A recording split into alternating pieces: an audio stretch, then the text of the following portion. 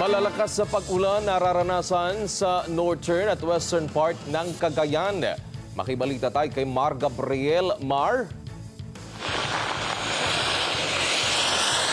Wedge, kasalukuyan nandito kami sa bayan ng Gataran dito sa Northern Cagayan kung saan nararamdaman na nga itong malalakas na buhos ng ulan na may kasamang pag-ihip ng hangin. Dahil dyan, Wedge, nagsasagawa na ng preemptive evacuation sa maraming bayan dito sa Cagayan. Yan ay matapos nga isailalim sa signal number 4 yung maraming bayan dito, no?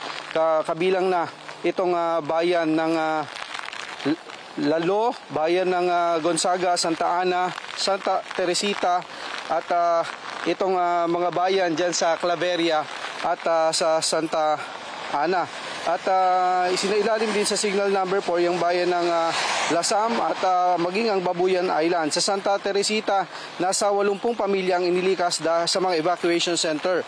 May mga inilikas na rin sa bayan ng Lalo at dyan sa bayan ng Claveria. Sa pinakahuling monitoring naman ng PDRRMO ay patuloy na nananatili sa normal level yung tubig dyan sa Cagayan River, sa particular dyan sa Bunton Bridge, kung saan kaninang umaga ay nasa 4.5 meters habang malayo pa yan doon sa critical level na 11 meters. Sa ngayon, Wedge, umiiral na rin yung liquor ban dito sa buong lalawigan para nga maiiwas yung mga residente doon sa posibleng kapahamakan, lalo't sila yung sentro ng hagupit nitong bagyong Marce. Balik muna sa inyo, Wedge. Alright, Mar, mag-ingat kayo dyan. Maraming salamat.